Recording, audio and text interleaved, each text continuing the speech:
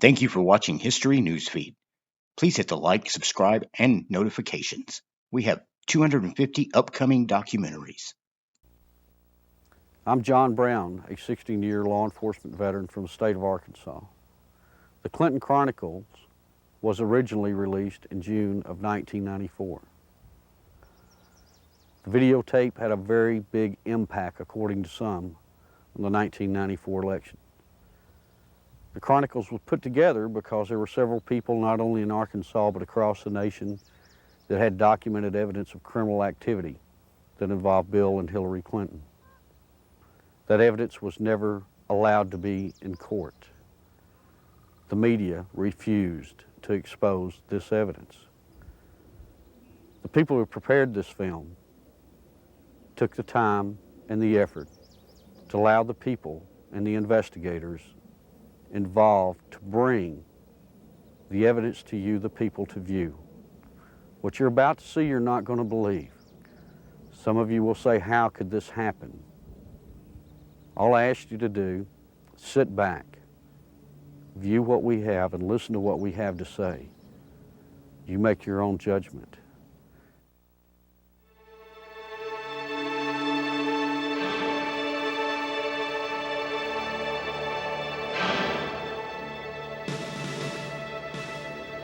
On January 20th, 1993, William Jefferson Clinton became the 42nd President of the United States. At the time, most Americans were not aware of the extent of Clinton's criminal background, nor were they aware of the media blackout, which kept this information from the public. As State Attorney General and later Governor, Bill Clinton in 12 years achieved absolute control over the political, legal, and financial systems of Arkansas. As president, he would attempt to do the same with the nation by bringing members of his inner circle with him to Washington. The hijacking of America was underway, and its impact on future generations would be incalculable.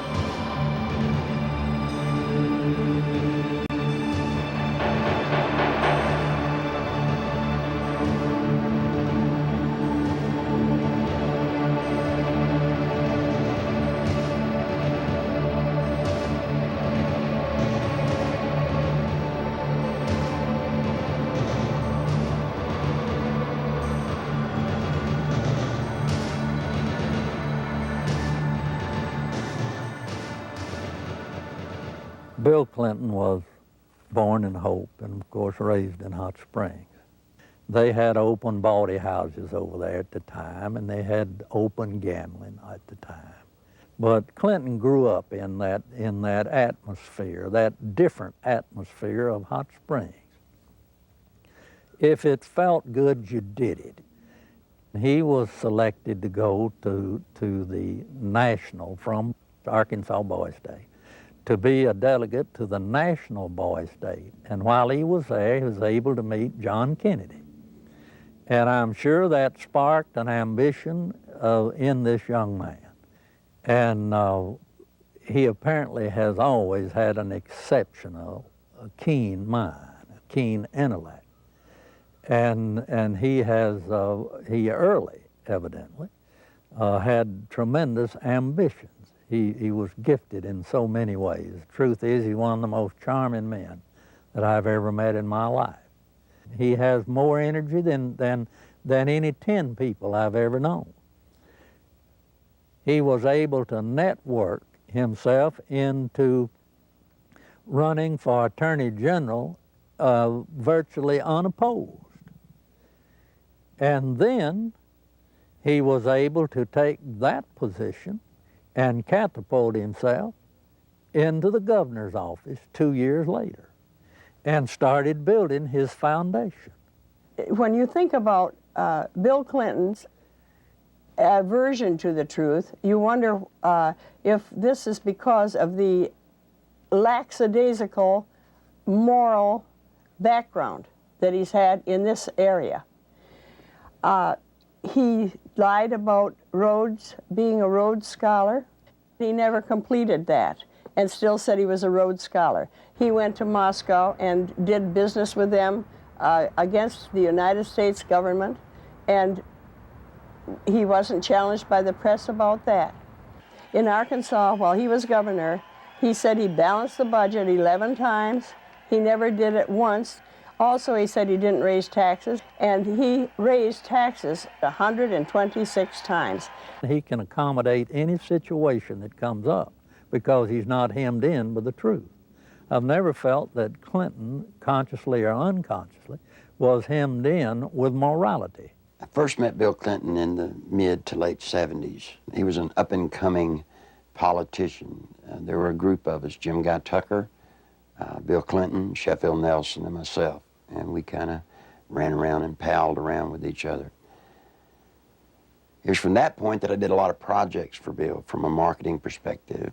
In 1988, I went to Bill. I said, I need a job to kind of relax, mellow out. Bill Clinton and Betsy Wright, they suggested that I go to work for a place called the Arkansas Development Finance Authority. And they said my talents could really be used there. It was the best kept secret in Arkansas. After about 2 weeks, I went to Wooten Epps, and I said, Wooten, I think I've got enough background on this that we can start marketing it. Now, what is the criteria for loans? He said, whoever Bill wants to get a loan. To go back, though, to that moment in time, I'd been there about a month, and I realized that I was in the epicenter of what I'd always heard about all my life. What most people have heard about is the machine. I was literally working, sitting in the middle of Bill Clinton's political machine. It was where he made payoffs, where he repaid favors to people for campaign support. I was in an interesting seat, and I knew it. We had a board meeting. In that particular board meeting, I was sitting at the end of the table. James Brannion, who was chairman of the board at that time, was sitting at the head of the table. James Brannion stood up in a public restaurant, and he hollered at the Beverly Enterprises guy, Bobby Stevens, and said, did you get the $50,000 campaign contribution from the client that you're introducing the loan for? He said, not yet. He said, well, then hold up the loan till we get it. I stood up, went up to James, and I said, James, don't yell stuff like that. You don't need to be yelling it in a restaurant. That sounds real bad. He was just burly and arrogant. He said, who cares? Bill Clinton sold the concept of ADFA to the people of Arkansas as a vehicle for creating jobs and assisting churches and schools. In reality, millions of taxpayer-guaranteed dollars were being channeled to Clinton's election campaigns, to his inner circle of friends, and to his wife Hillary's law firm. This may explain why ADFA had been drafted in such a manner as to keep its decision-making procedures secret. If you needed $1 million, you had to get your application handled by the Rose Law Firm, pay them $50,000. There were 5 other companies in the state of Arkansas that were actually more qualified in bond structuring and applications, but Rose Law Firm got them all. I started checking around, and I kept asking, well, you know, one thing's bothering me to the comptroller, Bill Wilson, you know, how do people make payments on these loans? He looked at me and said, they don't. He thought I knew. Well, that blew my mind.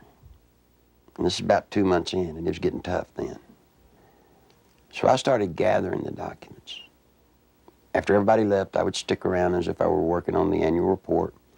That would give me access to all the documents, and I make copies of them all. For about 2 months, I watched accounts accumulate money. At the end of the month, they zero balanced. They're laundering drug money. There were $100 million a month in cocaine coming in and out of Mena, Arkansas. They had a problem. They were doing so much money in cocaine, $100 million. You create a problem in a little state like Arkansas. How do you clean $100 million a month? ADFA until 1989 never banked in Arkansas. What they would do is they would ship the money down to Florida, a bank in Florida, which later would be connected to BCCI. They would ship money to a bank in Atlanta, Georgia, which, by the way, was later connected to BCCI. They'd ship to Citicorp in New York, which would send the money overseas. And there was an interesting one, a bank in Chicago, That bank, by the way, is partially owned by Dan Rostenkowski. Dan Lassiter would get the bonds. He would become the broker for the bonds. He would transfer money back to ADFA. He never sold a bond. The money then would leave ADFA, go into one of the various banks for the specific bond loan, and they would zero it out. When they zeroed it out, they were giving it back to Lassiter, less their handling fees. During the Lassiter investigation, we had numerous witnesses for the federal grand jury, had extensive testimony. People that was connected with Lassiter and drug use and everything else. His cocaine use become used as a tool for sexual favors and also for business deals that influence people. And that's when Mr. Lassiter became quite flamboyant with his cocaine use, and then ultimately led to his arrest and conviction. Dan Lassiter, who was the best friend of Bill Clinton, who went to jail with Roger Clinton for cocaine. And by the way, let me explain something. He didn't sell cocaine. No, they were giving it away. Huge piles of cocaine in his office.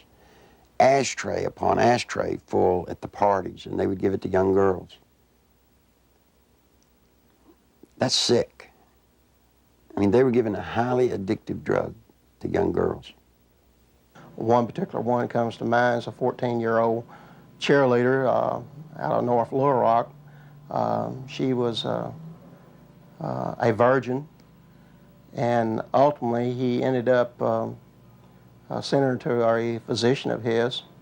The physician put her on birth control pills. He used cocaine in order to ultimately she lost her virginity, and she got addicted to cocaine. And the last I heard of her, when we had her subpoenaed back to the federal grand jury, she was a hooker in Lake Tahoe. Dan Lassiter contracted to launder the money. Now, in addition to his contract to launder the money and the system that he and Bill Clinton had set up to do it, probably what he did is he took advantage of some of the cocaine. That's why he could give it away. Shoot, you have $100 million a month in cocaine. They wouldn't care if you took a bucket full a day. After Lassiter was indicted, I started to receive quite a bit of harassment from my own department, the Arkansas State Police. And I knew the reason behind it because the affiliation with the state police and the governor's office with Dan Lassiter and his business associates. Mr. Lassiter's cocaine involvement at times was very heavy, then at times he was very cool, calm, mediocre. He was very careful, as all of them have been for quite some time. Once he was convicted, he went to a minimum security prison, a holiday hotel, we call them. He spent, I think it was 6 to 8 months, and he got out. Unbeknownst to anybody, Bill Clinton, the day after he got out, granted him a full and complete pardon. So if you think he's tough on crime, think about a man that pardons a man that gives cocaine to kids.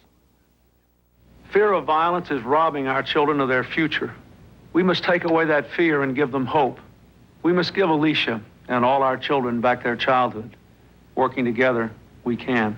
Do something now. Call 1-800-WE-PREVENT. Your president, the President of the United States, not only was a part of a system that was laundering millions of cocaine dollars,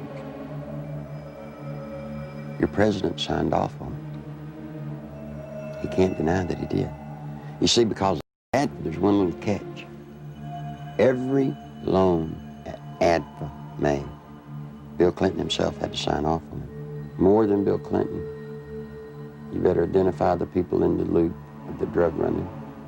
You better identify the people in the loop for money laundering. And what you'll find there is those people go straight to Washington. Act 1062, if you look at it, it says that ADFA was developed and created to provide low-interest bond loans for churches, schools, colleges, So now look what happened to our legislature. They voted on a bill creating ADFA, thinking that they were getting money to colleges and schools to buy books and so forth. What better way to run thousands of, tens of millions of dollars, launder it, clean it up, and use the cover of a state agency to do it. The first loan made at ADFA was made to Parkometer, a company called Parkometer. Seth Ward was the owner.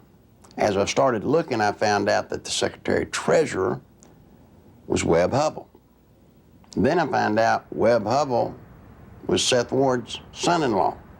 Guess who drafted the legislation creating Act 1062, which created the Arkansas Development Finance Authority? Webb Hubbell. Guess who introduced the legislation to our legislators and got it passed through our House? Webb Hubbell. Guess who got the first loan? Webb Hubbell. Imagine this. Guess who did the audit and the evaluation of the application? Rose Law Firm. You guessed it. Who signed it? Webb Hubbell, Hillary Clinton. You see, that's against the law in Arkansas. You can't investigate yourself when the good faith and credit of the state of Arkansas is involved in a bond issue. He broke the law. Good Lord willing, creek don't rise. Mr. Hubbell will be serving some time in the pen for that one. Ironically, Webb Hubbell, a senior partner at the Rose Law Firm, was chairman of the Conflicts of Interest Committee at Rose.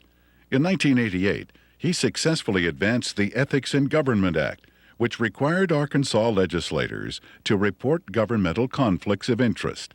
Incredibly, this law specifically exempted Governor Bill Clinton, his appointees, and his relatives.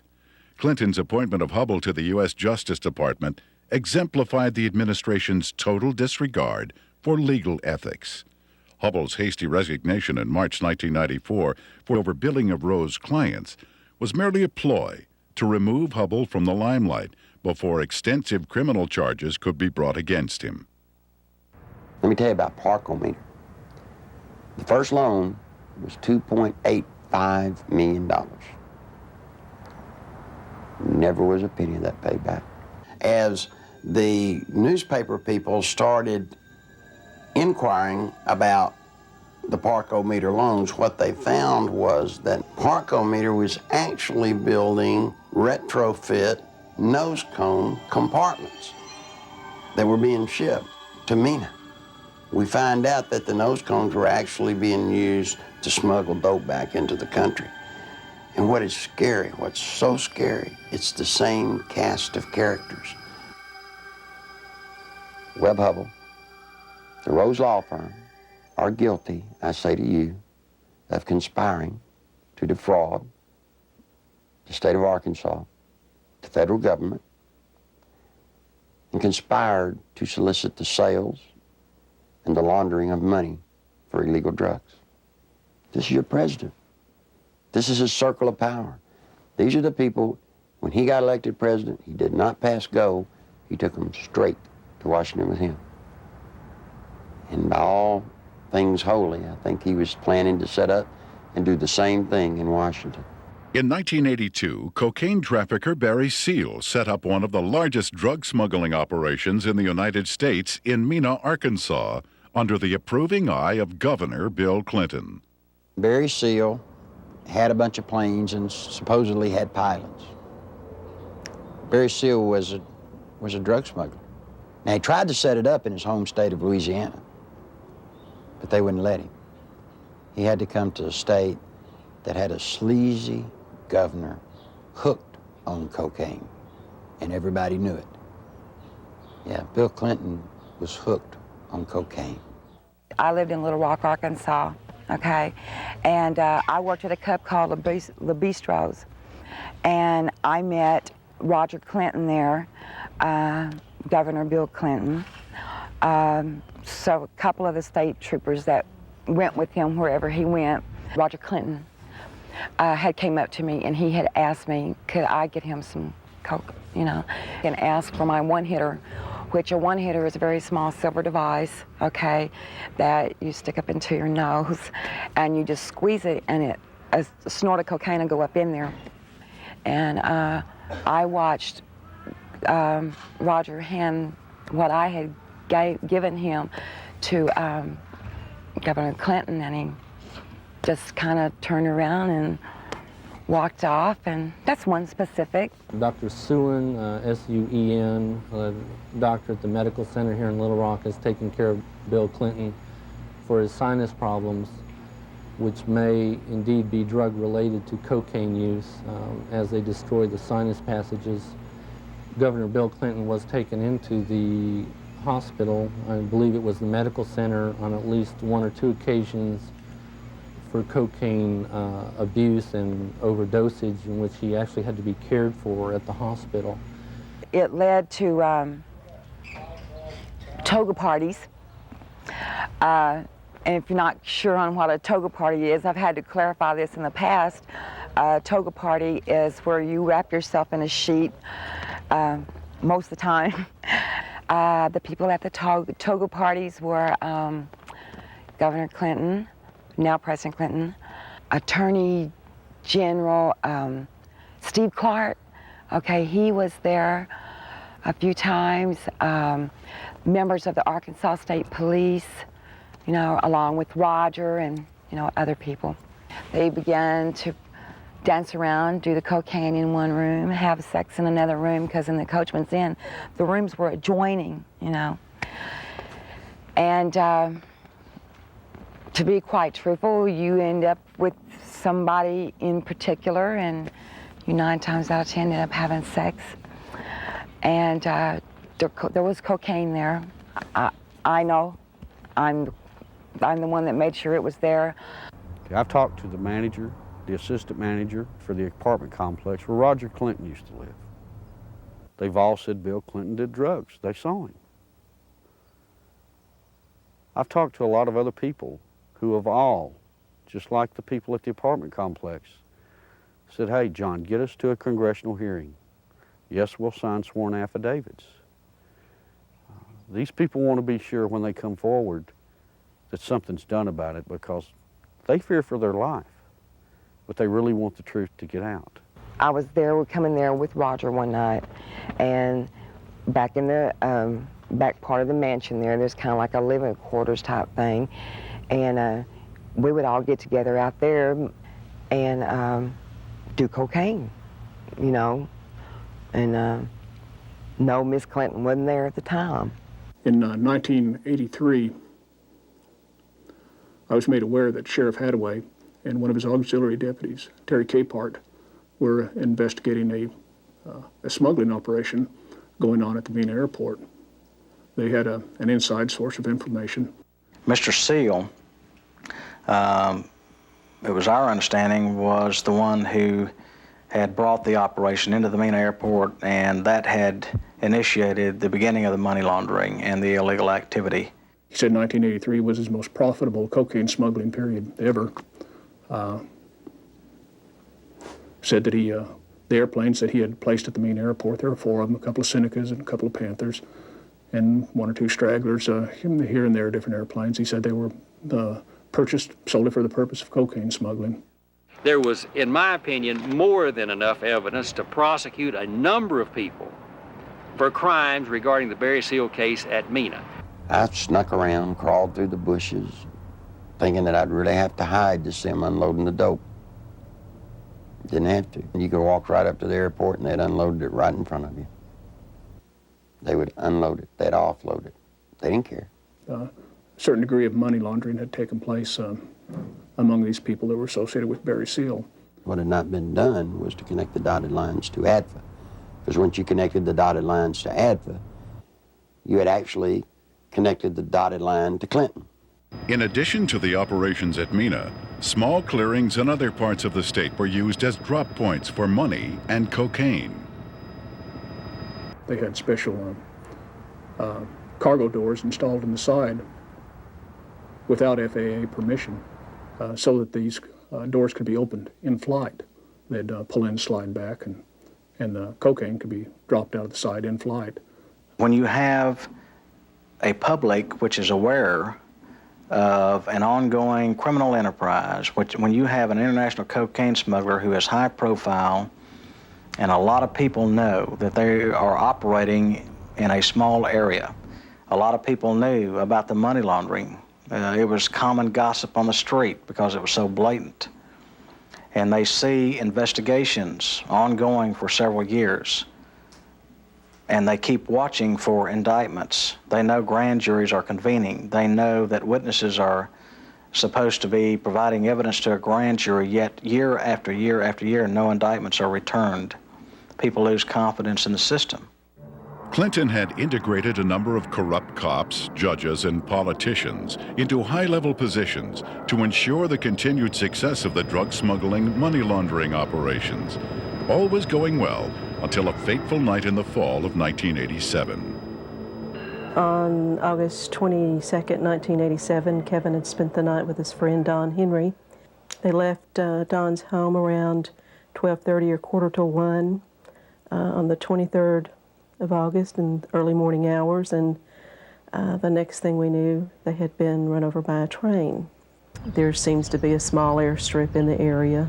There have been sightings and reports of small airplanes flying very low with lights off in the area.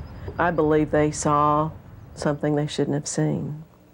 3 weeks later, their deaths were ruled accidental by the state medical examiner, Fahmy Malik, and we disagreed with that ruling because we thought the evidence pointed to homicide.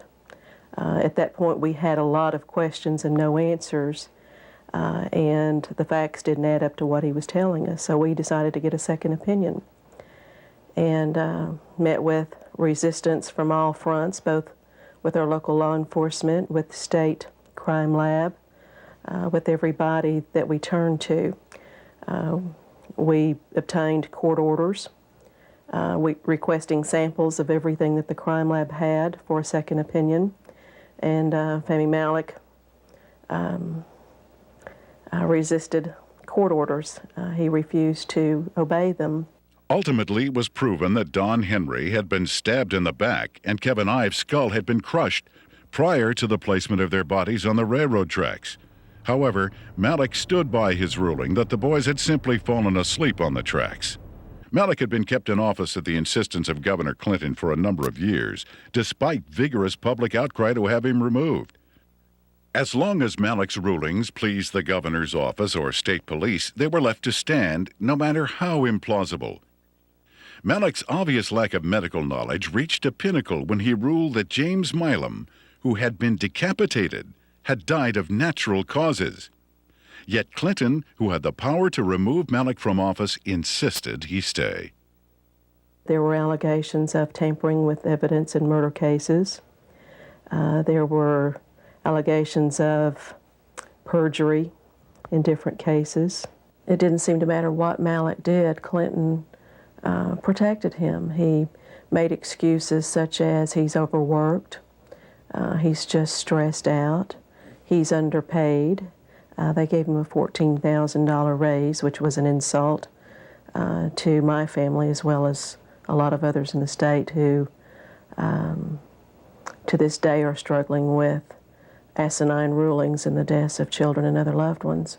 I was outraged that protecting a political crony of Clinton's was more important than the fact that 2 young boys had been murdered. Dan Harmon was just a local attorney in the town of Benton, Arkansas. And after Don Henry and Kevin Ives were killed and their bodies placed on the tracks and run over by a train, he approached Linda Ives and the Henry family about trying to help them. He's a manipulator. Gives a great closing argument in court. He's been trained for years to play the game. He knows how to do it. He's very good at it. Mr. Harmon can win your confidence and make you think he's the greatest guy in the world. He did that to Linda Ives. He helped lead them down a path that absolutely led to nowhere on this case. I got involved in the case, and immediately Harmon tried to discredit me without even knowing me. Couldn't figure it out. I run across a young lady named Charlene Wilson who told a horror story that I didn't really believe at the time. So I started searching for evidence to substantiate just part of what she had said. Herman went ballistic. Called, he threatened me, he threatened Sheriff Pridgeon, threatened Captain Gene Donham, the chief deputy. All because I talked to this one woman. The people at the track that night, to my knowledge, were Dan Harmon, Keith McCaskill, Larry Rochelle. I do know that the boys were watching the drop site, okay? And they got curious as to what was being dropped there. The fact is, we know who killed these kids. The whole reason this case, it's been slowed down, stopped, wherever we're at. They can't do anything with it as long as Clinton's in office, because it tracks right back to Bill Clinton being involved in the cover-up. He took care of everybody that ever covered anything up in this case. Everybody got promoted. A number of people approached the police with information about Don and Kevin's murders and consequently were murdered themselves. Shortly before Keith McCaskill was murdered, he knew that he was fixing to be murdered. He told his family goodbye, he told his friends goodbye. The night of elections in 1988, he took 2 pennies out of his pocket and threw them on the bar there at the Wagon Wheel and said, "If Jim Steed loses this election, my life isn't worth 2 cents." And he was murdered that night. Jeff Rhodes was a young man from Benton who was murdered in 1989. Shortly before his death, he made a phone call to his dad in Texas and told him he needed to get out of Benton, Arkansas, that he felt he knew too much about the boys on the railroad tracks and the death of Keith McCaskill. A couple of weeks later, Jeff was found dead. He'd been shot in the head. They'd attempted to cut off his head and hands and feet, set him on fire in a dump. A total of 6 people with information about the boys' murders were eventually murdered as well. Well, Jean Duffy was the head of the 7th Judicial District Drug Task Force. She was leading a team of narcotics investigators into a drug trail in Saline County that led her right straight to Dan Harmon. This information she shared with the 1990 federal OCDEF team that was investigating and targeting corruption and drugs in Saline County in central Arkansas. From her involvement in that, she was literally threatened, forced to leave the state of Arkansas and go into hiding. I had no idea just how dangerous certain elected officials thought me to be until a brutal media campaign was launched against me. For months, there were daily allegations of everything from misspending funds to ordering illegal arrests. Every attempt was made to keep me from running the Drug Task Force. We were even shut down completely for several weeks during a bogus state police investigation. In spite of crippling disruptions, the task force was making significant discoveries about drug trafficking in central Arkansas, some of which led to the very people who were conducting the massive media crusade against me. We discovered that drug trafficking in Arkansas was linked to government officials in frightening proportions.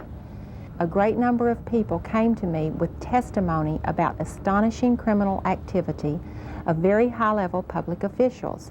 Many were willing to testify before the federal grand jury. Robert Govar and Chuck Banks were the U.S. attorneys for the District of Arkansas at that time. I was subpoenaed to testify on behalf of the drug trafficking and the cartel, more or less is what it was, that had to do with Dan Harmon and what I call company, because there are there's a whole bunch of them that are involved. I was asked quite in depth about the drug trafficking that went on with Dan Harmon, Mr. Clinton, Roger Clinton. Although there was an abundance of evidence and word kept reaching me from members of the grand jury that they were ready to indict, no indictments came.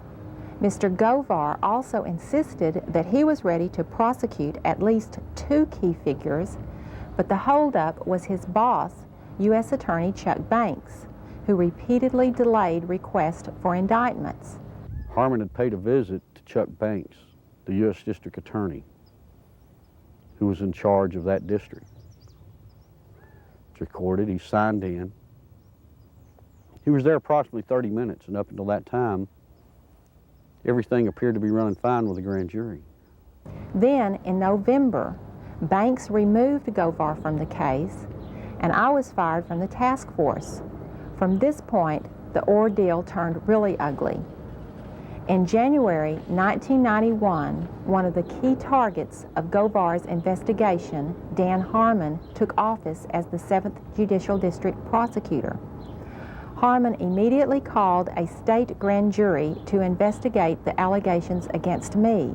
To avoid being jailed in Hot Spring County, which would have put me in serious danger, I left the state. In the meantime, Banks, who had taken over the federal investigation, attempted to give the appearance of carrying the investigation forward while systematically destroying it. He harassed witnesses, suppressed evidence, and finally announced in February of 1991 that the investigation had disclosed no credible witnesses or evidence against any public official. I received a phone call, and they told me that I had made a very big mistake. And I was assured by the U.S. Attorney's Office that my name, that my testimony, that my statements, that the people that were on that witness list would never, ever be revealed. Well, you know. Someone in the U.S. Attorney's Office had given Mr. Harmon a list of the effective witnesses, you know. Some of them witnesses over a period of time have came up dead and or missing or have never been heard of again. That don't give you a very good feeling. I'm scared of these people. I'm very scared of them. Guess who arrested her? Dan Harmon. The very guy that she says turned her on to drugs now has her arrested.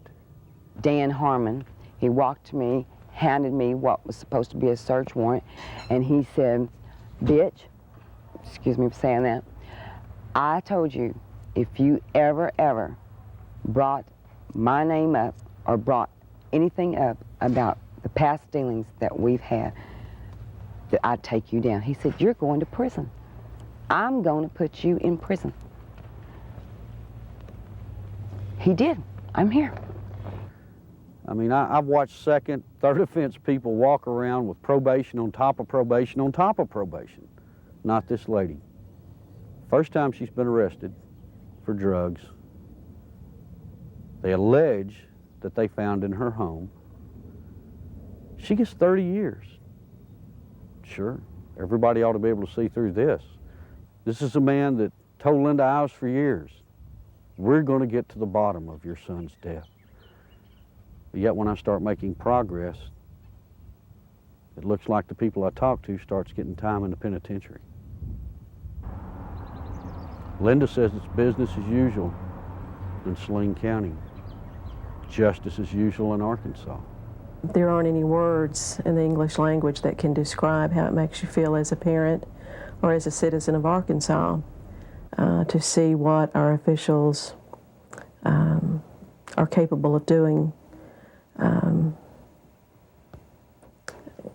You know, I think we were just kind of naive, common, ordinary people. Got up and went to work every day and came home and went to bed and assumed that everybody else did the same thing and tried to do what was right. And I think Kevin's death has been the rudest awakening that anybody could ever have to see what really goes on. I can provide information that has tentacles to Governor Clinton's administration. It is apparent to me that a congressional investigation is the last hope, not only for the people of Arkansas, but for the people of our nation who are now vulnerable to the powers of a president who has left in his wake implications of illegal activities and serious improprieties. Meanwhile, Welch and Duncan's investigation into the operation at Mena was about to derail. We'd been so busy investigating, just concentrating, focusing, that it took a while to register that nothing was going to happen. We could not understand what was happening. Neither Mr. Welch nor I were ever subpoenaed to testify before the grand jury and present massive amounts of evidence of wrongdoing by associates of Barry Seal. No indictments were ever returned against any of the individuals, and I can tell you there was extensive evidence. There definitely was some suppression of evidence and definitely a cover-up of an investigation, and somebody should be held accountable as to why that happened. Not one major cocaine bust was ever made in Arkansas out of Mena, Arkansas. Now imagine that, 10 years nearly in its running. Never one truckload ever got caught. During the 1992 Attorney General's race in Arkansas, a member of Clinton's staff had approached Winston Bryant and had asked him to stay away from the Mena affair or the Mena matter.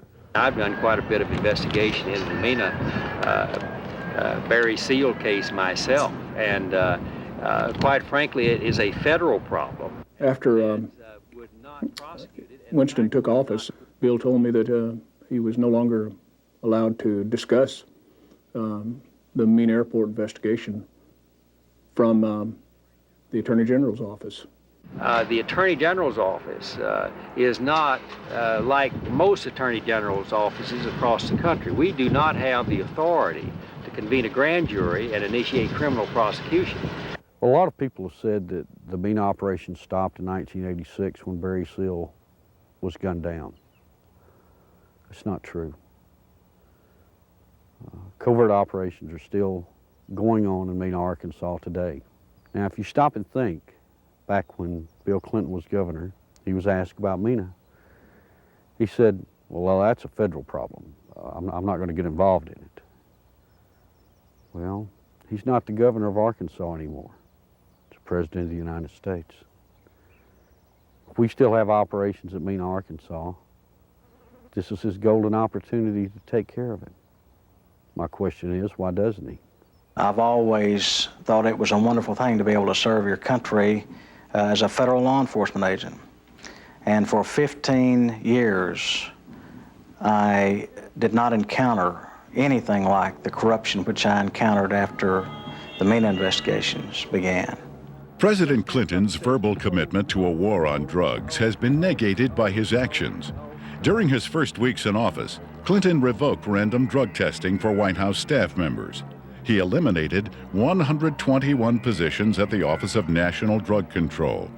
And he appointed Jocelyn Elders as U.S. Surgeon General, despite her well-known desire to legalize drugs. One of Hillary's investments, under the direction of Tyson Foods counselor James Blair, netted almost $100,000 on an initial $1,000 investment, a nearly impossible feat using legal methods. I can't read their minds or speculate, but I had absolutely no reason to believe that I got any favorable treatment. Coincidentally, Governor Clinton enacted a number of state regulations allowing Tyson Foods to grow into the largest industry in Arkansas. Don Tyson put in $600,000-$700,000 all told in all of Bill Clinton's campaign. Guess what he got out of it? He got $10 million. Guess from where? The Arkansas Development Finance Authority. And he never paid a dime for it. I had heard rumors of Don Tyson and his alleged cocaine use and distribution. And I went through the intelligence files and come up with enough that I thought was sufficient amount of evidence to launch an investigation on Mr. Tyson's simply out of the Arkansas State Police intelligence files has been accumulated for years. A great deal of criminal investigation files were surfacing with Don Tyson's name mentioned in there as being involved with some drug and narcotics trafficking activities. So I interviewed some of the investigators who worked on the Tyson case. Most of them felt that Tyson should have been indicted, but the investigations were always sabotaged, oftentimes from within. One particular undercover NARC agent told me that another criminal investigator in that department named Doug Fogley was furnishing Don Tyson with photographs of the undercover narcotics agents that were working on his case. Donald Smaltz was actually hired to look into the allegations that Tyson had given bribes to different people, specifically to the Secretary of Agriculture, Mike Espy. Now, what came out of that investigation was very remarkable. Drug abuse, drug distribution, money laundering, even murder for hire. Now, Smaltz collected all this stuff. He compiled it, he put it in proper order. Then he approached Janet Reno and said, look, you know, I need to broaden my investigation. I'm finding more here than just simple payoffs. What do you think happened? Well, by now, most of you already know. He was turned down. Just exactly what we expected to happen happened. I mean, Tyson already hired lobbyists, attorneys, who all approached Congress trying to get everybody to stop Smaltz. Why is it in this country today that if you got a little money, you walk away? Why is it you can create the pressure to stop investigations? And I promise you, Janet Reno has stopped this one. You look at these and you wonder, how could this happen? You know, how does someone elude prosecution with reams of investigative reports? How does it get stopped? Some say it's Bill Clinton. Don Tyson was in the middle of the cocaine just like Bill Clinton, just like Dan Lester, just like Roger Clinton, and all the others. So you see, all of this incest and all of this drug running, all of the trafficking of drugs, sending them all over the nation, came out of little Mena, Arkansas, right under the nose of little Governor Billy Clinton. I went to Bill, and I said, Bill, you've got 2 weeks to tell the truth, or I'm going to tell it.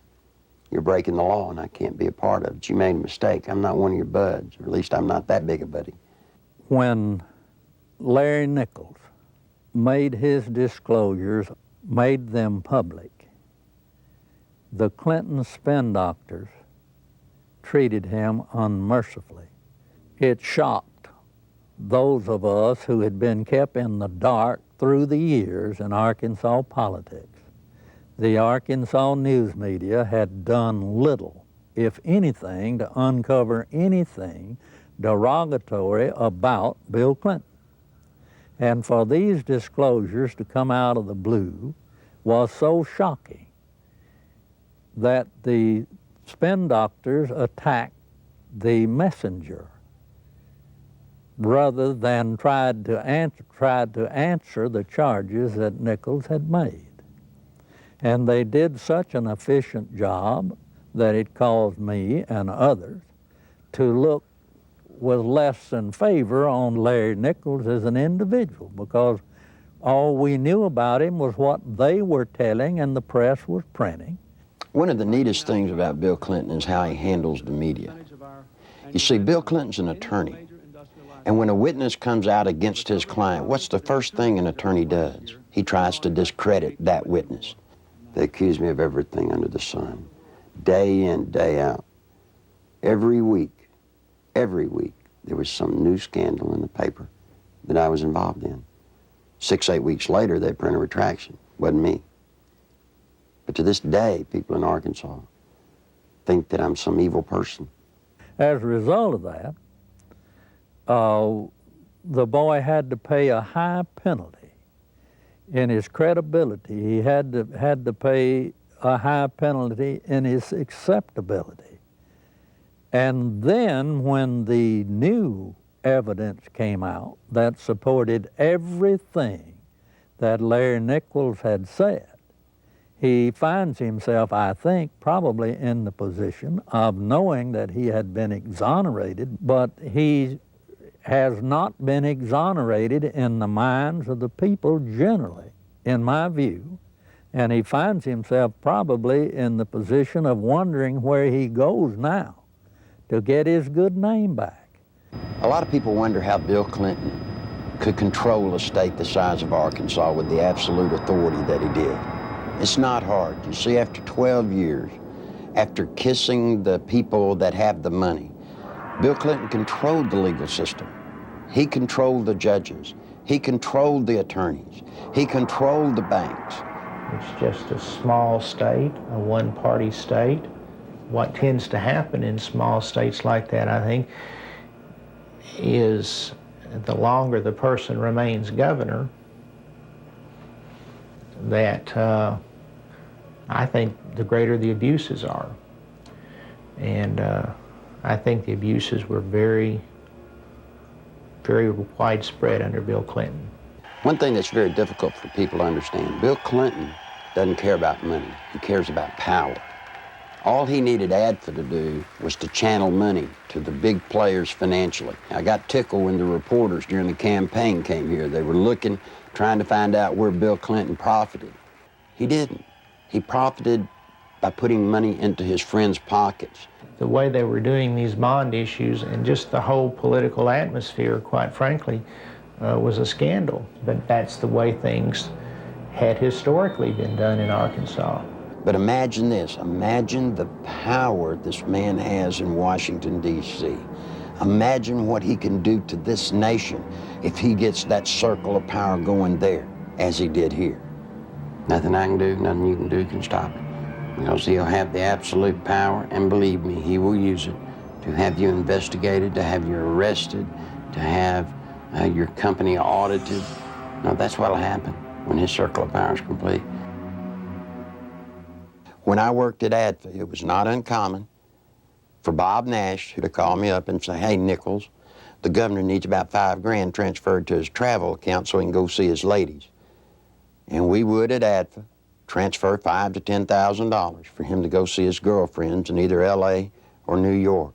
He'd use so much travel money to go see women out of his regular travel budget, he would even have to borrow money from ADFA, not to mention the fact that ADFA's budget was not quite as scrutinized as the governor's budget. But he literally used money, ADFA money, the people of Arkansas, taxpayers' money, to conduct liaisons. During the 1990 Arkansas gubernatorial race, Larry Nichols, in a last-ditch attempt to alert the public, boldly filed a lawsuit against Bill Clinton. As expected, the lawsuit was eventually quashed, sealed, and illegally dismissed by a Clinton-appointed judge. What Nichols didn't expect was a complete media blackout of the facts he presented. Back in 1990, after all the damage they had done to me, I did something that most people wouldn't do in Arkansas. I sued Bill Clinton. Now, it's very important to note that in that lawsuit, I brought out the names of 5 women. On October the 19th, the only press conference I've ever held in my life was on the Capitol steps of Arkansas. Every news organization in Arkansas, newspaper, TV, radio, were there on the steps. I read the names of the 5 women. I read and talked about ADFA. No one had ever made such a cold, callous statement against Bill Clinton where he named the women. When I got through with the press conference, I went through the center door and I walked off with the camera crews with me, and I walked all the way to the end to the governor's office. And I left the press release right on the governor's secretary's desk. Not one bit of the press release made it into the local TV or the local newspapers, anywhere. It didn't show up anywhere. The reason I tell you that is because in those days, he had the circle of power complete in Arkansas. Eventually, every allegation stemming from Nichols' 1990 lawsuit and press conference would prove valid regarding Clinton's taxpayer-financed sexual liaisons, his drug usage, and his criminal activities relating to ADFA and Whitewater. Gradually, the women who had carried on adulterous affairs with Clinton began to emerge. The first was Jennifer Flowers, who, like all those close to Clinton, was faced with a decision. Either keep quiet and receive a government job, or go public and face character assassination in the press. Betsy Wright, Clinton's former chief of staff, admitted she had been hired to conduct media smear campaigns against anyone planning to tell the truth about the governor's sexual habits. She was prepared to go after at least 26 women who had the potential of destroying Clinton's chance at the presidency. During the 1992 presidential campaign, I was getting bludgeoned by the media because Jennifer Flowers had come out of my lawsuit. A man called me on the phone on a Monday. His name was Gary Johnson. He was an attorney. He told me that he felt bad because I was being bludgeoned, and he wanted to talk to me about handling my case. Well, I was craving an attorney, any attorney, to help me. You know, I saw Larry out there doing battle, so to speak, on his own, and I felt like he needed some help. I met him on a Tuesday. He was a special attorney. I didn't even know it. You see, he lived next door to Jennifer Flowers. For security purposes, Gary Johnson had installed a video camera near the front door of his Quapaw Tower condominium. Looking at someone in front of my door, it got a perfect shot of them in front of Jennifer Flowers' condominium. And it wasn't my intention ever to take pictures of Bill Clinton going in to see Jennifer Flowers. I could care less who Bill Clinton goes to see. But it just so happened she lived next door to me, and I mounted the camera there. Guess what he caught on tape? Bill Clinton walking into Jennifer Flowers' apartment on numerous occasions with a key. I actually saw him go into her condominium. It wasn't that I was standing there looking out my peephole watching Jennifer Flowers' condominium. It had nothing to do with Bill Clinton. It's just that I got the camera. I had the camera before Jennifer Flowers moved in. And when she moved in, she just happened to have some very interesting house guests. Go back to 60 Minutes when Bill and Hillary were loving kisses. They stood up and lied, and Bill said that he had never been to her apartment, that he had only called her once from the kitchen and from his office. That's an absolute lie, and these tapes proved it. The 60 Minutes interview had been designed specifically to save Clinton's campaign, not necessarily to get to the truth. And they came to us because they were in big trouble in New Hampshire. They were about to lose right there, and they needed some first aid. They needed some bandaging. What they needed was a paramedic. So they came to us, and we did it, and that's what they wanted to do. When I told Tim Russert that I was persona non grata at the White House, he said, "Why?" I said, "The Jennifer Flowers interview." He said, "You got him the nomination." I said, "I know that." As far as I know from the conversations I've had, Bernie Nussbaum knew that, Gergen knows that, Lloyd Cutler certainly knows it because Lloyd had a hand in his coming on there that night. You know, it was strong medicine, the way I edited it. He was a very sick candidate. He needed very strong medicine. And I'm not in the business of doctoring candidates, but he got up out of a sickbed that night and walked to the nomination. And as I said to Mandy, you know, if I'd edited it your way, you know where you'd be today? You'd still be up in New Hampshire looking for the nomination. He became the candidate that night. When the Jennifer Flowers story broke, that story was 100 times more creditable than the story that literally knocked Gary Hart out of the campaign. I had been Jennifer Flowers' neighbor. I knew that Bill Clinton wasn't telling the truth about that. Bill Clinton, I think, would do just about anything to save his political hide. He got threatening phone calls. He asked me, he said, "Will they hurt me?" I said, "Well, they hadn't hurt me." I don't know why I didn't worry more about that. Basically what they said was, you mind your own business.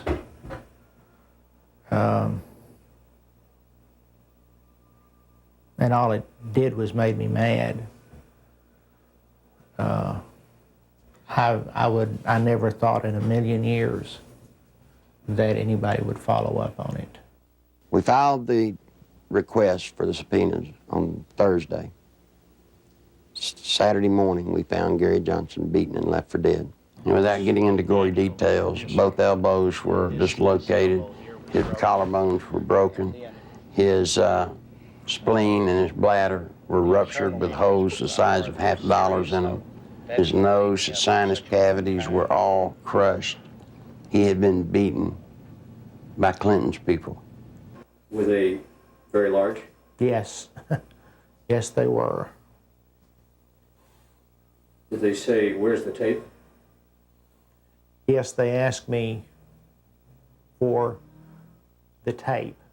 And what's sick is the man gave them the tapes, and then they went and broke his elbows, punctured his spleen, punctured his bladder. They looked like state troopers, I'll say that. Clinton can be a very dangerous individual in the state of Arkansas. In my lawsuit in 1990, I named the lady Sally Perdue as having an affair with Bill Clinton. Sally had an apartment in Little Rock, and the Clinton security guards would drop him off at her apartment and go park in the woods. When Clinton got through doing his business, he was flick their porch light and they'd know to come and get him. She started coming out, started talking. Well, believe it or not, before she could talk, Clinton's people got to her and offered her a federal job or break her legs, whichever one was the best.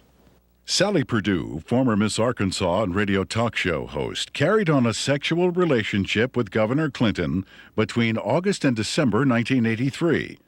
State troopers in government vehicles were used at taxpayer expense to shuttle Clinton back and forth to Sally's home. Perdue, who today supervises a home for people with Down syndrome, was offered a $60,000 a year federal job to keep quiet. She refused. And you see, that's illegal. You can't offer a federal job to get someone to hush. Following her attempt to go public, Miss Perdue lost her job and started receiving threatening phone calls and letters. Live ammunition was found on the seat of her car, and the rear window of her vehicle was shot out. Even though a number of witnesses have corroborated her story, the American press has refused to print it.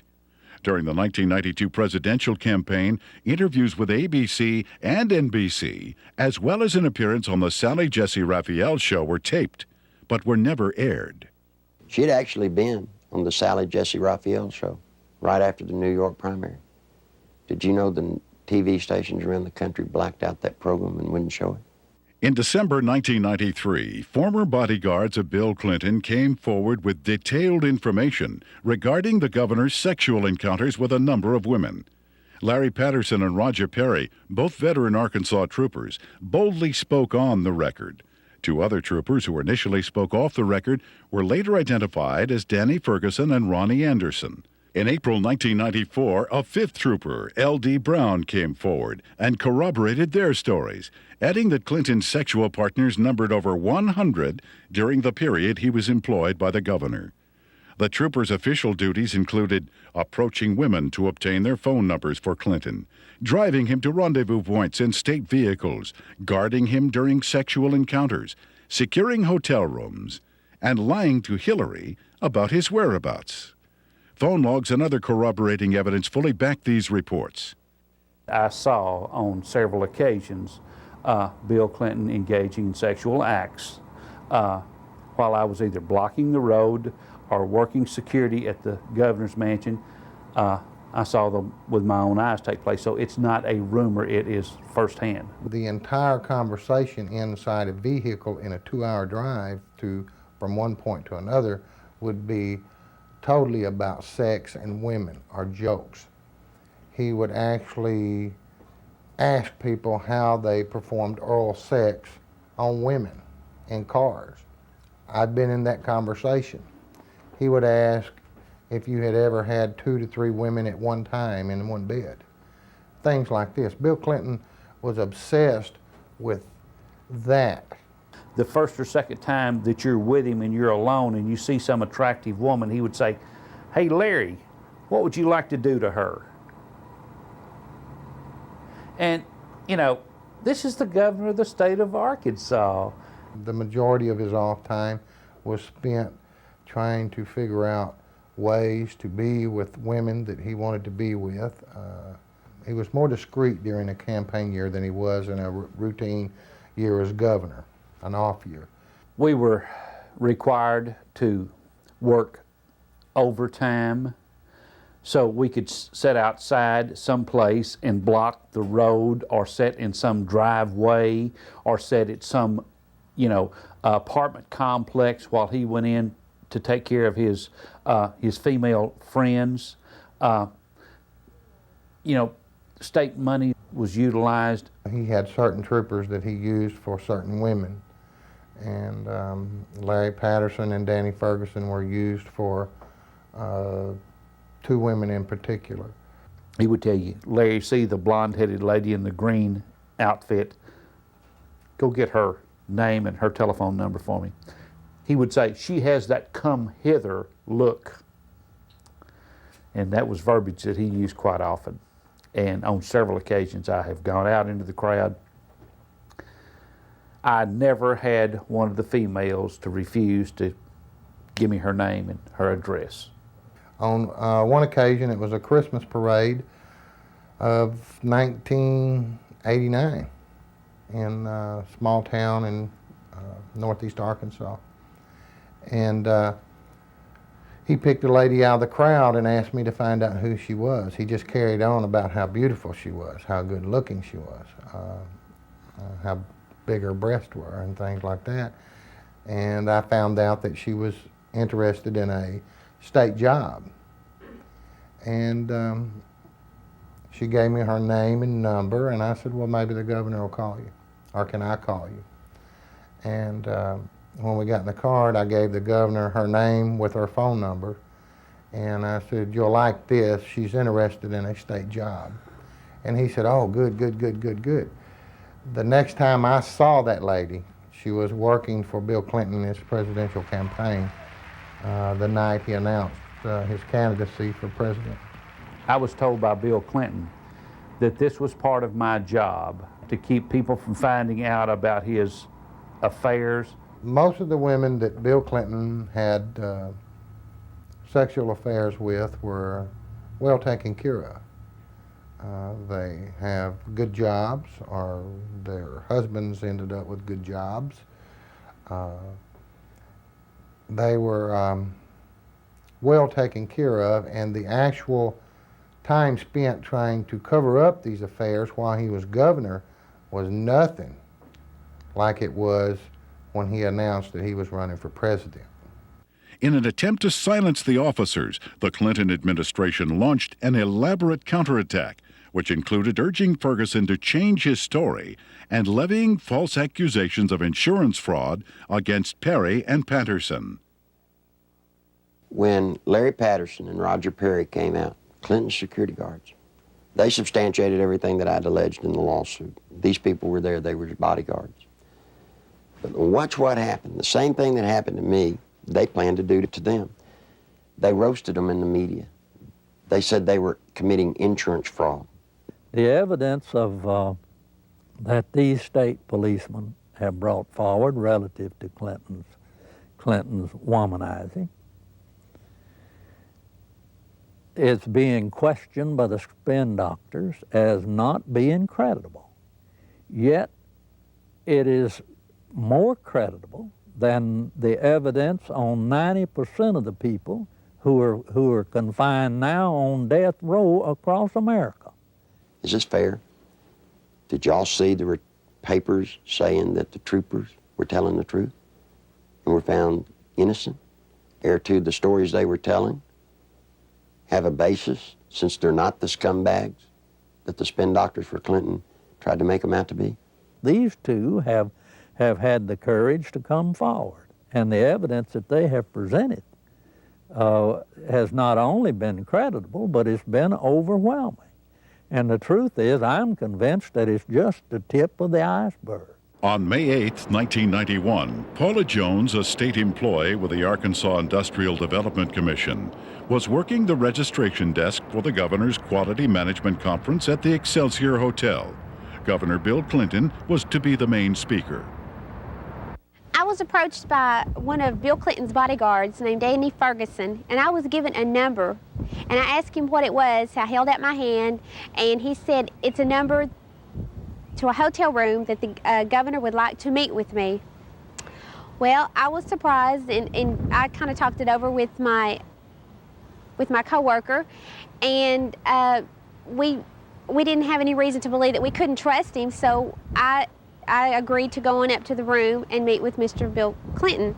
I got to the room, and Governor Clinton, he opened the door to meet me. It was a room that did not have any beds in it. It had couches and stuff like that. It was more like a meeting type room. And he had asked me about my job and how I liked it and who my boss was, and I told him, and he mentioned that he liked the way that my curves were on my body, and he liked the way that my hair went down my back, the middle of my back. And then he tried to lean over, and he started to put his hand up my leg, which it happened so fast, and he tried to kiss me on the neck. It happened so fast, but he tried to bend over and kiss me on the neck as he was putting his hand up my leg, and I backed off. I said, I don't want to do this, and I said, I think I need to be going. And then he got up before I even knew it and dropped his pants, and Bill Clinton asked me to perform oral sex on him, which I declined, and I jumped up, and I told him I needed to go immediately. That's when he went to say, if you have any trouble whatsoever, you have Dave Harrington, your boss, contact me immediately. And I said, well, I'm leaving, and I started to proceed down the hall to the door, and he followed behind me. He said if we could try to keep this between ourselves. And I went down the elevator, went back to my registration desk, and I told Pam the whole story. I can't understand how somebody can take advantage of somebody like that, and then they have the audacity to drop his pants. I mean, you know. I'm not going to dignify this by commenting on it. Paula gave the exclusive to the Washington Post, and Mike Isikoff, we were going to be as open as we could with the Washington Post. And Mike told Paula that as far as he was concerned, that he believed Paula, and that he thought the story should be told. And Mike said they were ready to put the story out, and they were going to go to the editors and present the story to him. We heard that Mike got suspended from the Washington Post, and there was a big fallout between the editors of the Washington Post and Mike. Paula Jones filed a lawsuit against President Clinton, claiming sexual harassment. The same day, a massive media smear campaign against Paula Jones was launched. Think about a man that has no more regard for women than Bill Clinton does. They're just sex things. I don't understand the feminist movement being behind Bill Clinton. He hangs women on his wall like trophies. A number of women who have had sexual relationships with Bill Clinton have allegedly been given major career boosts in exchange for silence. Beth Colson received a judicial appointment to the Arkansas Court of Appeals from Clinton. Regina Blakely landed a job with CBS National in Washington covering the White House. Likewise, Deborah Mathis secured a lucrative job with the White House Press Corps. Susan Whitaker was made the liaison between the Arkansas State Capitol and the White House. Elizabeth Ward obtained a position with the Clintons' close friends, Hollywood producers Harry Thomason and Linda Bloodworth Thomason. And Joe Jenkins was given a high-level position with AP&L. One of the most harrowing stories of Clinton's attempt to keep his promiscuity hidden involves Jerry Parks, a private investigator and former chief of security for Clinton's campaign headquarters. My father was Luther Gerald Parks, a.k.a. Jerry Parks. He was the head of Clinton's security for Clinton's inaugural campaign whenever he was running for president. My father was brutally murdered at Chenal Parkway and Arkansas Highway 10 in one of the most elite parts of Little Rock, Arkansas. Someone pulled aside alongside of him and started shooting at him. They cornered him, stopped him on Highway 10 as he was turning left onto Highway 10 off Chenal Parkway. They stepped out of the car after blocking his path. He was shot 5 times, once in the leg, once in the arm, 3 times in the chest. My father had a file on Bill Clinton's infidelity and his affairs that ran from approximately 82, 83 to somewhere between till about 90 to 91. The file consisted of pictures, time, dates, places of where Bill Clinton was at, where Roger Clinton was at, the type of drug use that Bill Clinton and Roger Clinton were involved in. I was the only person that would ever go with him when he would do his private investigative work. And I remember 4 to 5 times that I was with him, and that's what he was keying on. I saw Clinton with a lot of different women, a lot of different types, sizes, shapes, colors, one of them being Jennifer Flowers. You know, I was just like, wow.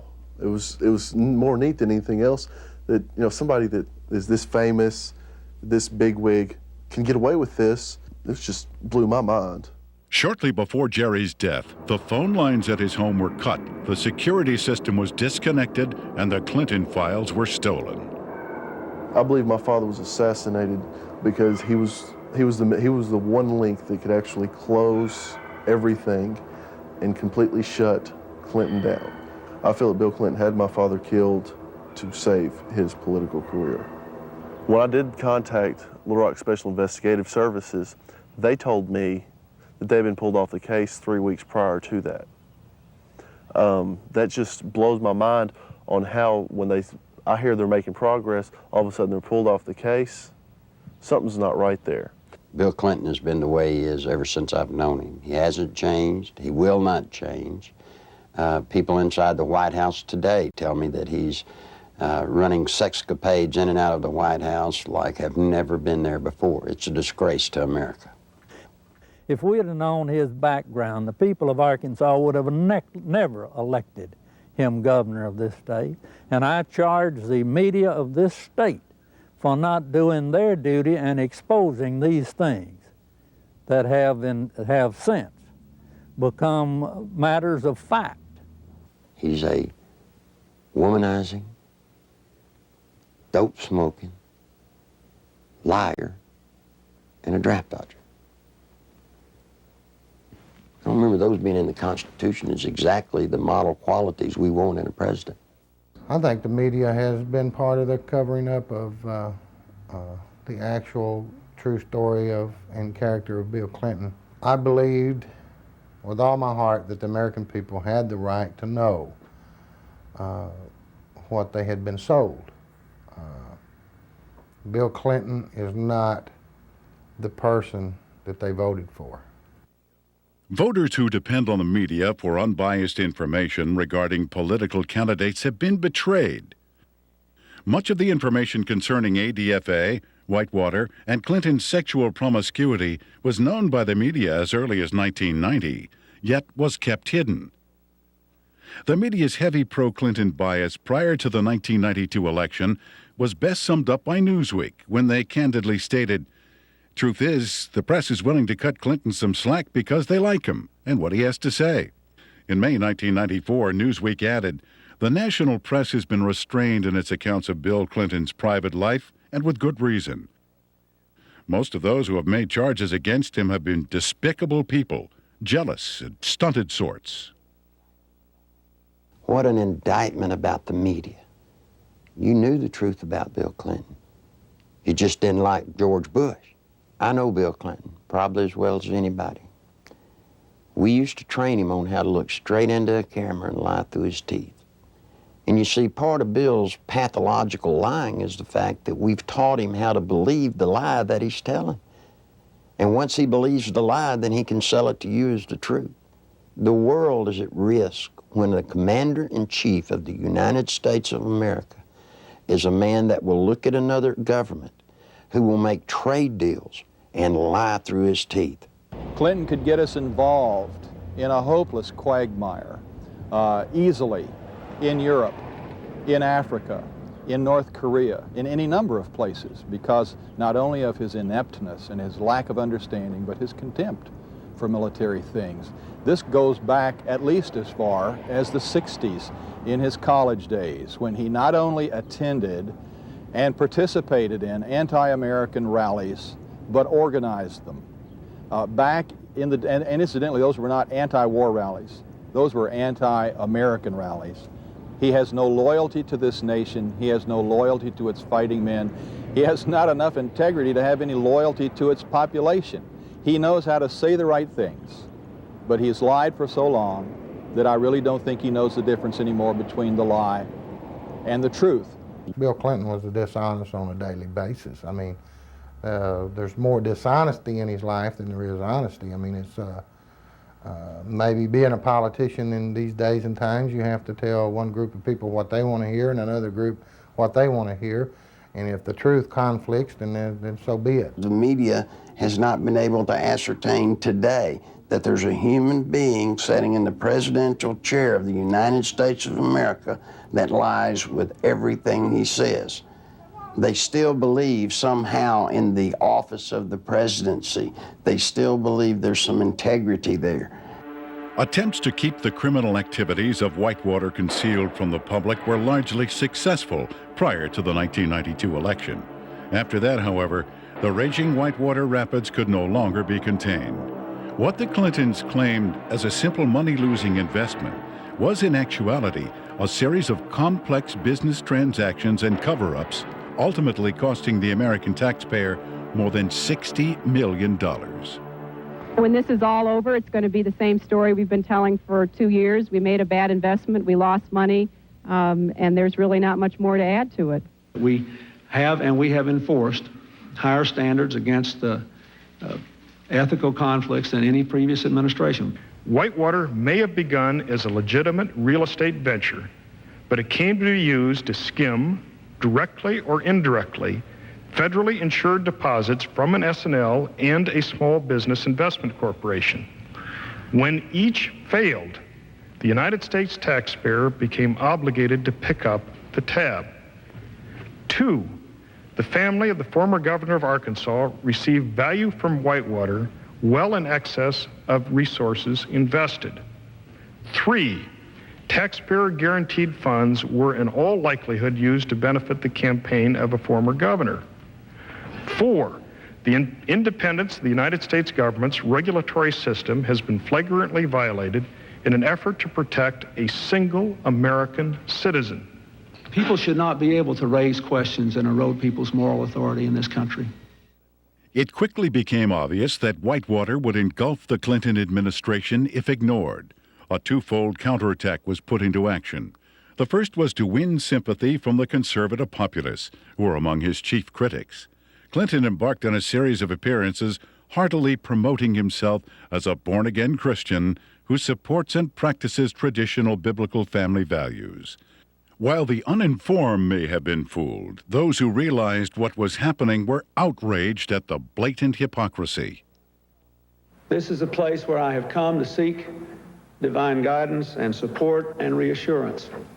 You know, after Bill Clinton was in office for 2 days, he signed 5 executive orders, shedding more innocent blood, the blood of innocent babies. Then he went on to try and get homosexuals in the military. He put Jocelyn Elders in, trying to distribute condoms to our kids. Christine Gebbe, his AIDS czarina, promoting all kinds of vileness. This is an affront to heaven. The second phase of the counterattack was to appoint Robert Fisk as special prosecutor to head up the investigation into Whitewater. That same week, the Rose law firm began shredding documents. The lady came to me scared to death, wanted to come out and tell the truth. I said, "What's the matter?" She said, "They're shredding documents at the Rose law firm." Well, I tried to tell the media. The media said there was no way that could be going on. Well, in came a journalist from a Washington newspaper. He goes over, investigates what I told him. And you know what? The very week he investigated, guess what they were doing? Shredding documents right there at the Rose law firm. It had his initials pretty much all over it. Everything from the box to the manila files to, I even saw his signature on with the Rose firm letterhead. You see, all of the Whitewater documents, they're getting rid of. They're getting rid of them as fast as they humanly can. It's the nerve and audacity that those two people, Bill and Hillary Clinton, have to shred documents, to destroy evidence in a federal case. That is why we're here in front of the Rose Law Firm, because of the works of darkness that have gone on. Documents have been shredded here. What else has gone on here? I'm telling you, there are people inside this building that right now they're saying, if they only knew, if they only knew. During that same week, there was also a fire at the Worthen Bank building. Now, this fire was on the 14th floor, and supposedly it was started by a space heater. I want you to look at this footage and tell me if you think it was an accidental fire by a space heater. This is a CPA firm, and the documents that were in this office were important documents relative to Whitewater. If you go back to Arkansas and you look at the Secretary of State's office, anybody that's ever run for office in recorded history, you can find out who their major campaign contributors are since day one, except for one person. Bill Clinton's records at the Secretary of State's office disappeared. You see, they did it then. They'll do it now. All the information pertinent to Whitewater, any notes left by Vince Foster, any personal documents that would lead anywhere to any type of criminal activity, they're just going to be destroyed. Fisk's initial assignment was to quell rumors regarding the alleged suicide of Vince Foster. Foster was a senior partner with Hillary Clinton and Webb Hubbell at the Rose Law Firm prior to his appointment as White House Deputy Counsel. In fact, he was handling the Clintons' personal legal matters while he was in the position of assistant to the president, in violation of a conflict of interest at that time. From the outset, the investigation into the death of Vince Foster has been marred by controversy. At Bill Clinton and Attorney General Janet Reno's insistence, responsibility for the investigation was turned over to the Park Police, even though Foster's death fell within the jurisdiction of the FBI. Not until his death had sufficiently developed into a full-fledged scandal 7 months later would the FBI be allowed in. The results of the FBI's investigation, along with the findings of the Park Police and coroner, were incorporated into a report issued by Special Counsel Robert Fisk. The report, released June 30th, 1994, confirmed suicide as the cause of death. However, a careful examination of key pieces of evidence taken directly from the report itself indicate a number of alarming contradictions inconsistent with the report's own conclusion that Foster took his life. The official coroner's report depicts a large gaping 1-inch exit wound located 3 inches below the crown of Foster's head. According to Fisk, the area surrounding the body at the park was meticulously searched to a depth of 18 inches, but no brain tissue or skull fragments were found. An FBI analysis found none of Foster's fingerprints on the gun, despite the fact the gun was found in Foster's hand. However, the FBI did make one extraordinary discovery. One latent fingerprint was visible on the underside of the right pistol grip, approximately 2 inches from the base of the grip. This print did not belong to Foster. No attempt was made to determine the identity of the person whose print was found on the gun's hand grip. Gunpowder was found on Foster's clothing, which did not match the gun found in his hand. Fisk speculated that gunpowder of a different type was accidentally blown onto Foster's clothing by an exhaust fan in the Park Police laboratory. However, once again, Fisk was not able to support this theory with any evidence. One of the most crucial pieces of crime scene evidence, the fatal bullet, has yet to be found. A thorough FBI search of the area, which even uncovered artifacts dating back to the Civil War, yielded over 70 pieces of metal, including 12 modern-day bullets. Yet, none of them matched the gun found in Foster's hand. Against standard police procedure, not one resident living nearby was ever contacted during the investigation to find out if a gunshot was heard. Even though Fisk insists that Foster killed himself, leading forensic experts from around the country now agree it is highly unlikely he pulled the trigger himself. Within minutes of the verification of Foster's identity, the Park Police issued orders to seal Foster's office at the White House. David Watkins, Clinton's administrative assistant, assured the police he would take care of it. He lied. Immediately, high-ranking members of Bill and Hillary's staff began ransacking Foster's office, removing important and possibly incriminating documents. The people entering the office included Bernard Nussbaum, counsel to the president, Patsy Thomason, White House Administration Director, and former assistant to cocaine distributor Dan Lassiter, and Margaret Williams, Hillary Clinton's chief of staff. Patsy Thomason was the top aide for Dan Lassiter when he was running his company and doing all the dope. You can only say that she was there taking care of Dan Lassiter's interest in the White House. As mentioned earlier, the Arkansas Development Finance Authority had been laundering its drug money through the Bank of Credit and Commerce International.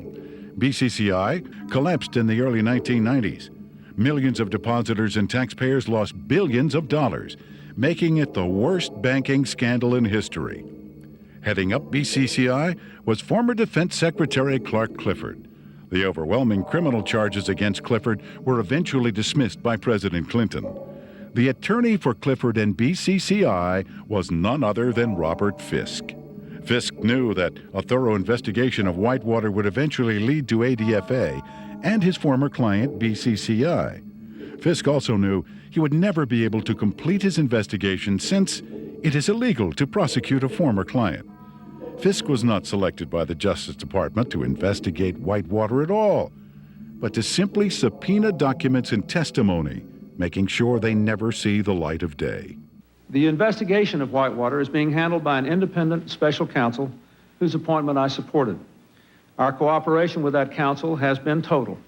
Now think just for a moment. If there are papers that prove you did nothing wrong, then why would you destroy them so that they don't come out? Why would you hide behind subpoenas and the cloak of secrecy? No, see, Bill and Hillary Clinton have something to hide. And only through a congressional hearing does this nation have a snowball's chance of that truth coming to the light of day. That's the reason it's so imperative that the Congress of the United States rise to the occasion and meet their responsibilities to hold public hearings relative to this matter during this period of time, or justice will never be done. There are lots of people that come to me that want to tell the truth. They come to me, but they're afraid. They're afraid of losing their jobs. They're afraid of family members or themselves being hurt. Don't be afraid anymore. Bill Clinton doesn't own the world. He doesn't scare me. He shouldn't scare you. I wish all of y'all would do what I've done. Stand up. Stand up for the country. I want my daughter to know that if you stand up and tell the truth, you're okay. Right now, all she sees, if you stand up and tell the truth, you'll be destroyed. If you're a pathological liar, lie through your teeth, every breath, hurt people needlessly, you'll get to be president. You don't want that. I don't want it. If I had anything to say to Bill Clinton, you know what it'd be? It's bound to be a great burden to walk around lying from one thing to another, to never tell the truth. Bill, tell the truth. Come clean. All you may not get to be president, but the truth will set you free. It'll set all of us free, and it'll save the nation. I've still not been accused of anything wrong because I haven't done anything wrong. And I'm not going to do anything wrong.